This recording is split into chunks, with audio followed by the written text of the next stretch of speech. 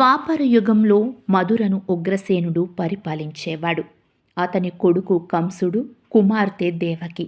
కంసుడు తండ్రిని చెరసాలలో బంధించి రాజ్యాన్ని పాలించేవాడు. తన చెల్లి దేవకిని వసుదేవుడికిచ్చి వైభవంగా వివాహం జరిపించాడు. ఒకసారి వీరంతా రథంపై ప్రయాణిస్తుంటే ఆకాశవాణి పలుకు వినిపిస్తుంది. కంస, నువ్వు చేసే పాపాలను అంతమొందించడానికి దేవకి వసుదేవుడికి జన్మించే 8వ బిడ్డ కారణంగా నీకు మరణం సంభవిస్తుంది అని చెప్పి మాట కనుమరుగవుతుంది.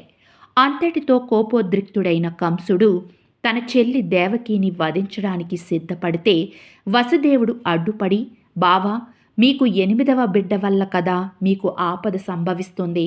మాకు పుట్టిన బిడ్డలు అందర్నీ మీకు ఇచ్చేస్తాం, మమ్మల్ని విడిచిపెట్టమని ప్రాధేయపడ్డాడు. అయినా మాట వినని కంసుడు ఇద్దరిని చెరసాలలో బంధించాడు. కొన్ని నెలలకు దేవకి తన మొదటి బిడ్డకు జన్మనిచ్చింది. తన చెల్లి దేవకి వద్దన్నా వినకుండా బిడ్డను తీసుకొని నేలకేసి కొట్టి చంపేస్తాడు కంసుడు. అలా ఒకరి తరువాత ఒకరిగా 6 బిడ్డలను చంపిన తరువాత పుట్టిన 7వ బిడ్డకు ముక్కుపచ్చలారని బిడ్డగా భావించి వదిలేస్తాడు కంసుడు. ఆ బిడ్డను గోకులంలో రోహిణి నందగోపాలుడి దగ్గరకు చేరవేశారు. అతడే పెరిగి పెద్దవాడైన బలరాముడు. ఆయన నన్ను చంపబోయేవాడు 8వ వాడు కదా అని దేవకి వసుదేవుడిని చెరసాలలో గొలుసులతో బంధించాడు కంసుడు. కొన్ని నెలలకు చెరసాలలో అర్ధరాత్రి సమయాన శ్రావణ మాసంలో రోహిణీ నక్షత్రంతో కూడిన అష్టమి నాడు 8వ బిడ్డగా శ్రీకృష్ణుడు జన్మించాడు. విచిత్రంగా వారికి కట్టిన గొలుసులు తెగి చెరసాల తలుపులు తెరుచుకోవడంతో ఆ అర్ధరాత్రి యమునా నది దాటి గోకులంలో యశోద వద్దకు చేరుస్తాడు. ఆడబిడ్డ అయితే కంసుడు చంపడని భావించిన వసుదేవుడు యశోదకు అప్పుడే పుట్టిన ఆడబిడ్డను చెరసాలకు తీసుకొస్తాడు. కంసుడు ఆ బిడ్డను చేతిలోకి తీసుకున్న వెంటనే ఆకాశంలోకి ఎగిరిపోయింది.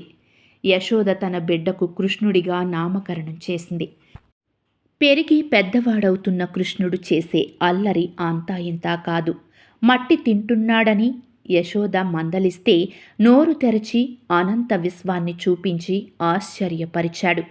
ఇంట్లో వెన్న సరిపోక ప్రతి ఇంటికి వెళ్ళి వెన్న దొంగలించేవాడు.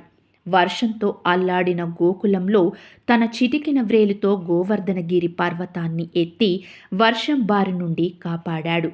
కృష్ణుడు లీలలు వింటున్న కంసుడు ఆ 8వ బిడ్డ కృష్ణుడనే భావించి ఆటల పోటీల ద్వారా ఎలాగైనా చంపాలని భావించి బలరామకృష్ణులను మధురకు ఆహ్వానించాడు. అన్నింట్లో గెలిచిన కృష్ణుడు చివరకు ముష్టి యుద్ధంలో కంసుడిని సంహరించి చెరసాలలో ఉన్న తన తల్లిదండ్రులు దేవకి వసుదేవుడిని విడుదల చేస్తాడు.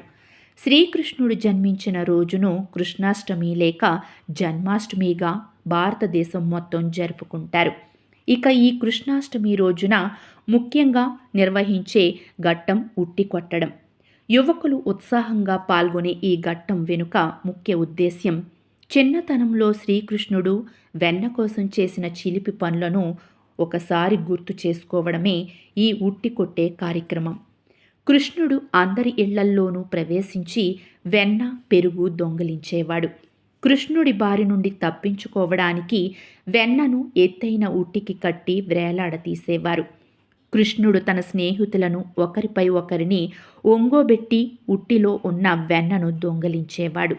ఈ కార్యక్రమాన్ని ఉత్తర భారతదేశంలో దహీహండీగా పిలుస్తారు.